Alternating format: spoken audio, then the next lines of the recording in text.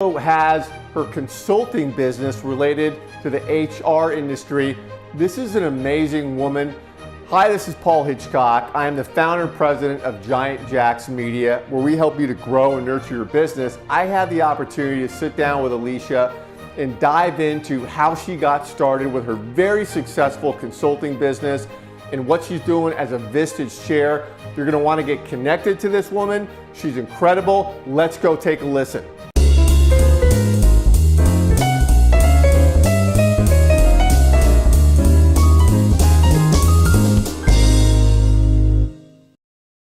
Hi everybody, this is Paul Hitchcock. Thanks for jumping on Giant TV. I am the founder and president of Giant Jacks Media, where we help others to grow and nurture their business. Really excited to have Alicia Parr on the show today. Welcome. Hello. Yeah, and Alicia, obviously you and I were talking offline. I'm looking at my notes here. You've got so much going on. You have a very successful company, Perform Mentor. Did I say that right? Yes. That's it. Perform Mentor, yeah. I want to hear about that. You're also a Vistage Chair in Durham, North Carolina. So give me a little bit about your background and what you're doing with your businesses. Yeah, so back in, I want to say 2016, 2015, I was a Vistage member in a chair group, a key group. And I actually realized that I needed to become an entrepreneur. So, you hear entrepreneurs tell stories about how they just became unemployable. And now I understand. So I really benefited from being a member in Vistage, taking my journey to a place where I realized it was time for me to move out of a vice president of human resources and step into and become a business owner myself. Because what I realized is that many of us, we all get more energy when we do the kind of work that challenges us just enough and that interests us and that is consistent with our purpose. And I knew that that's what I needed to create for me. 100%. So was there a catalyst event that happened that made you feel that way, or was it just sort of a series of things and you just got that mindset? Yeah, that's I would call it a midlife crisis. We all have those. I've had it. Because it did happen at that time, at the middle of life, in my mid 40s. We all do this. We start to look at where we are in our lives. We're like, totally. I might be a little past halfway. Am I going the direction that I really want to go? And I really living that life that I really want to live? And the answer was, I think it's time for a change. I love it. So then you started the business, and at zero, you told me it started at zero, and it took off, and it's in the HR space, correct? Yeah. So human resources, some call it people operations. I just stick with HR because that's what people say. I'm a big fan of, I don't try to teach new vocabulary to busy executives, except for when I really, really have to. Right. Because busy executives are very busy. They don't want to be taught vocabulary. But yeah, so, I'm really just, looking to grow and to make a difference for people. If I start a business, that's what I realized. If I'm going to start a business, it's not going to be, just, a lifestyle business. Right. There is nothing wrong with a lifestyle business. Lifestyle business is incredible. But I knew that for me, where I'm at in my life, I was ready to build something that could grow, provide a nice income stream for my family, give me the opportunity to do the kind of work that I excel at, give other people the opportunity to do work that they excel at, and really give people who work in smaller organizations an opportunity to really unleash their energy and really have just a much better work-life balance. For them. Yeah. No, we're all trying to get that. And you said something to me that caught my attention about you and your role as a leader and a founder of that company. Is you said for a company to last and to move forward, you have to become, what was the phrase you used? You have to become unnecessary, or what was that? Yeah, you said. There's so many words that come out of my mouth that I never know what I really just said. But yeah, so if you are growing a business towards a point where at some point you might want to exit and you're the founder, as I'm the founder, I know that I have to make myself unnecessary for the sustaining of the business and the growth of the business. And so that's what we're doing. So we're about 7.5 years into building and growing our fractional, what I call a fractional full stack HR services business. Really different in that we have a very team-based fractional approach so that you can leverage different people's talents at different points in their career or different interests. Because as you know, Paul, anytime you're growing an organization, growing a business, the kind of HR that you need, or doesn't really reside in one person. There's just, it's a very broad area. Some of it is very strategic, some of it's very tactical, and there's a lot in between. And so we've just built approach so that we can bring the right people together to serve clients at the right scale for their needs today, and be able to evolve and with them as their needs change over time. Love it, love it. Now let's talk about Vistage, because this is another big thing you have going on. Your Vistage Chair. Tell me how your involvement there, and what you see happening with yourself going forward with Vistage. Yeah. So, well, like I said, I was a member of a key executive group years ago. I've always been a fan of Vistage, stayed in touch with Bill Buxton, a master chair. It's been a really great experience. Over time, I've developed a lot of clientele and Performentor who are actually in Vistage. So, it seems like there's definitely a lot of alignment between the mindset of a business owner that might join Vistage and the business owner that might work with us in Performentor.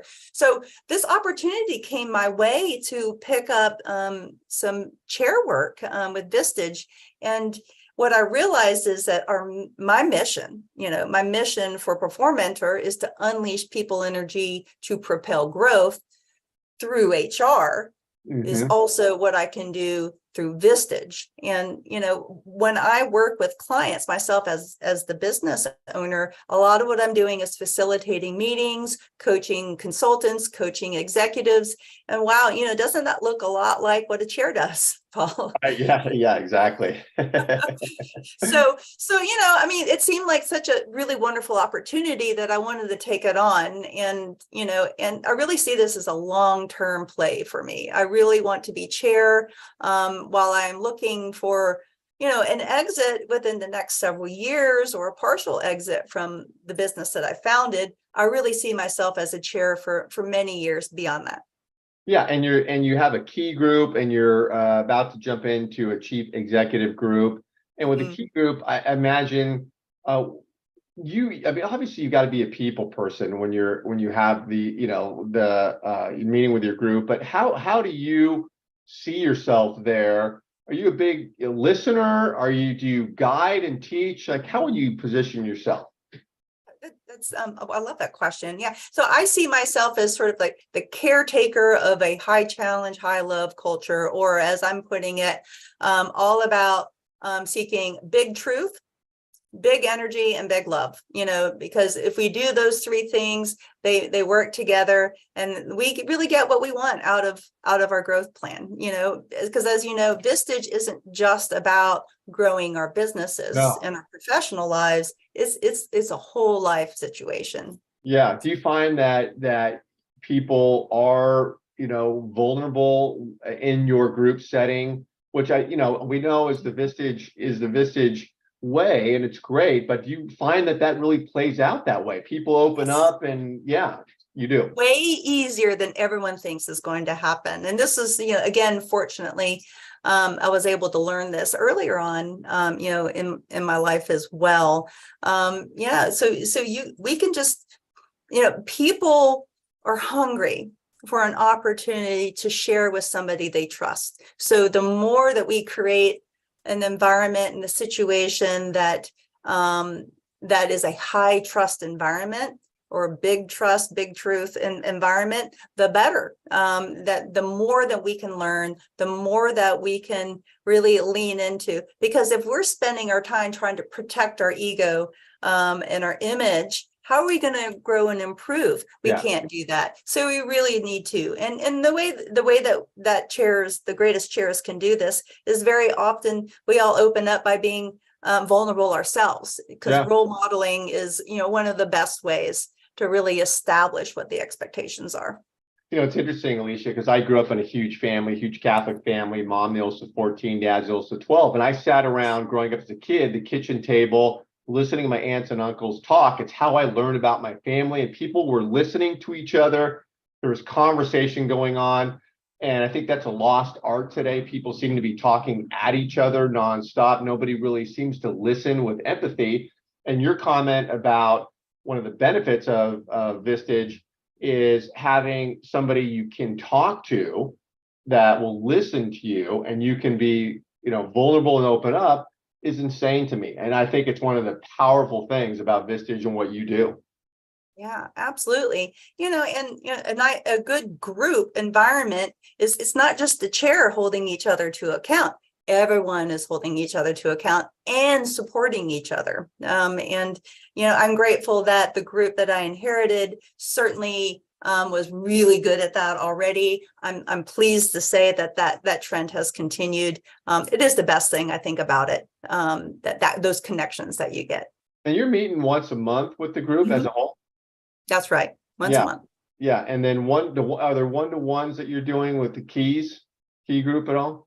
I have, out of the 12 members, I do one-on-ones with 3. So in the Vistage model, the key executive group, it doesn't come with one-on-one coaching, but it can be purchased separately. So, some do, some don't. Right. No, fantastic. Where do you see yourself kind of 5 years from now? If you look ahead, I know we all try to project a little bit, but what's going on in 5 years? Yeah, so I should be on the other side of a successful exit, or involved only tangentially with Perform Mentor. I will have at least 2 Vistage groups. I might have a third. I have talked a little bit with some of the leadership about maybe I'll do a technical advisors group at some point in time. I live in the Raleigh-Durham, North Carolina area. It's a very high growth area. There are a lot of other chairs in this area, but there are so many businesses coming here. It's unbelievable. This is a really great place to be. Yeah. Now, one of the last questions I want to ask you is, on your own time, you're a very busy, successful woman running these businesses. Are you a good student of when it comes to your personal time versus business time? Are you able to get that divided up evenly? Because we all struggle with that, right? Yes.